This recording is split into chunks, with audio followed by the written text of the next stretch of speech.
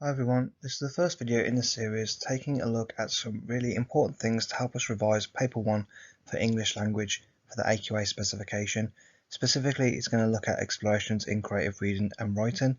If you haven't done so already, please can you like and subscribe, it really does help us out when you do so. So the first thing I'd like to think about is to think back over our previous lessons and have a go at the challenges that follow. So the first one then, how confident do you feel about paper 1? We're getting closer and closer to the exam now, so it's really important that you're aware of how well you actually understand the paper. The super challenge, can you recall what you need to do for all 5 of the questions on this paper? And then the mega challenge, can you use everything that you remember to write a summary for paper 1? So if you want to pause the video here and take some time and have a go at the task, please feel free to do so. We're going to jump ahead now and we're going to look at my version of the summary for paper 1. Last feedback. Check your answers against the ones below. So what I've done is I've tried to have a roundabout way of describing paper 1 using as many of the key terms that I can remember. Now it doesn't matter if you remember every single one of these terms, we'll be looking over all of them in the next course of lessons as we revise for paper 1. So first of all then I've said, to pass paper 1 you need to know about techniques like language and structure. Language techniques are things like similes and metaphors and personification. To get more marks you need to talk about connotations. Now, hopefully most of you will know what all of these things mean. The one that people tend to struggle with is connotations. And what we refer to there, this is when you're analysing language within a text and you're associating what something means when you associate it with a word. So for example, the word red, for example, often has connotations of blood, of violence, of danger, but it also has positive connotations as well of romance and love and things like that. For structure, you need to speak about things like flashbacks, zooming in, and if there is a climax. For question 5, it's all about being creative. Be careful with your spelling and grammar. So that's a really important thing that I remember personally from question 5. There's a big 40 marks available for this question. You have to be creative, use a lot of those really important techniques, but also the 16 marks for your technical accuracy, which will cover things like your spelling and your grammar. So by the end of this video, you'll be able to recall key elements of paper 1, understand the main skills needed for each question, apply your understanding to write an overview for the exam paper. Look at the extract and attempt the challenges that follow. Tom slipped into the classroom like a serpent. His heart was striking his chest like a sledgehammer. Mr. Jones had his back to the class. A thin beam of light shone on his bald head, making it look like a polished bowling ball. For a moment, for a fraction of a second, he thought he'd gotten away with it. Tom stood still as he sat at the table and heard the old chair groan in annoyance. The sound echoed around the room, turning every eye in the room in Tom's direction. As Mr. Jones strode towards him, Tom was transported back to primary school. His thoughts were flooded with images of teachers taller than mountains and as fierce as dragons. A lurching, sickening pain seized his stomach. Quickfire questions. Using the extract that we just went through, try and attempt the challenges on the next part. Number 1. How many similes were you just used in the extract? Number 2. What is the name of the protagonist? If you're not sure what we mean by this, we mean the main character. Number 3. Identify where the writer has used a flashback in the text. Use a quotation to support your answer. Number 4. Identify where the writer has used a metaphor. And number 5. Identify where the writer has used personification. Now, I'm not expecting you to be able to remember all of these off by heart. If you want to pause the video and look back, that's really going to be helpful. It's all about being able to pick out key details from the text and understanding the significance of both language and structure. This is a really good extract to get a little bit of practice from, and we're going to use this to help practice some of our key skills, especially with question 4 for the exam paper. As feedback, check your answers against the ones below. So for the first one then, how many similes have been used in the extract? So there have been 4 similes used in the extract. We'll be able to identify this by seeing where the writer has used like or as to make a comparison. For number 2, we need to think about who is the protagonist. Now this is a really good term to use rather than keep on saying the same word or keep saying the main character. Then it just makes you sound a little bit more sophisticated. So Tom is the protagonist and Mr. Jones is the antagonist. Antagonist being what we'd call the bad guy. Number 3. Where's the writer used a flashback? Tom was transported back to primary school. So this is a really good structural technique. So it's a useful one to know for question 3 and for question 4. It's not always clear when they've used a flashback, so have a real look at the extracts of what you're reading in the exam and try and think about what is the writer doing in terms of structure.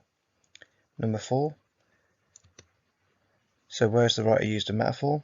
So the writer has used a metaphor in the phrase time stood still. Tom was transported back to primary school and his thoughts were flooded.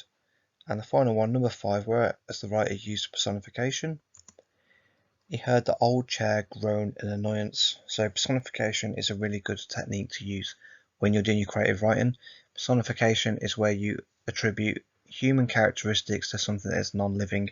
So a chair can't groan, not an annoyance anyway. So it can kind of make a similar sound, but that is definitely talking about the kind of human characteristics that's creating really effective imagery for the reader. Look at the exam question below and attempt the challenges that follow. A student having read this extract said, "The reader feels really sorry for Tom in this part of the extract. To what extent do you agree?" So this is a very typical question that you get for question 4. It'll be worth 20 marks in the exam. And one of the big difficulties that people face is a lot of the time they're not sure if they have to talk about a language technique or a structural technique. The key thing to remember with this one is that you can actually talk about both. And in the actual bullet points that you get with the exam question, it will say talk about the writer's methods. So when we talk about methods, we also mean the techniques that have been used. So for the first challenge then, when you have this question, try and identify the main points to focus on for this question. What specifically are they going to ask you about? So if we actually take this question and look at it in more depth then, keywords would be things like to feel sorry, and we know the focus needs to be on Tom. We also need to make sure that we're actually addressing the question as well. So the first thing we need to think about in our response is, do we agree or not with the statement that's been made?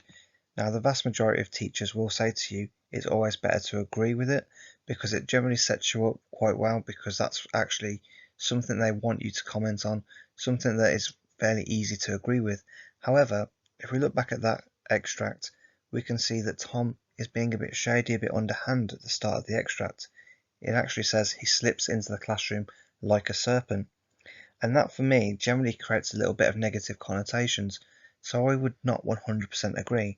I might even start my response with, I agree to some extent, and then that also gives me some scope to do one negative paragraph as well. For the super challenge, look back over the extract and identify 3 or 4 quotations to answer this question. Then the mega challenge, use the response on the next slide to help write your own response. If you have a go at this, guys, and you want a little bit of feedback, please feel free to leave us a comment. We'll get back to you. I'm more than happy to actually mark anyone's work, especially as we have this build up towards the exam, and if you need any feedback to help improve. Use the model response to help answer the question. I agree with the student that we do feel sympathetic towards the character. Point. The protagonist clearly feels vulnerable in the classroom. Evidence. His heart was striking his chest like a sledgehammer. Author's method.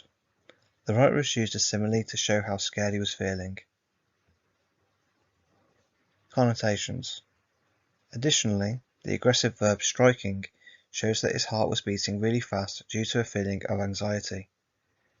Effect on the reader. This makes the reader feel sympathetic towards him, as we understand that Tom is consumed by his fears as he enters the classroom. Now, you don't have to use the structure that I've used. This is just one that allows me to identify things like connotations and author's methods.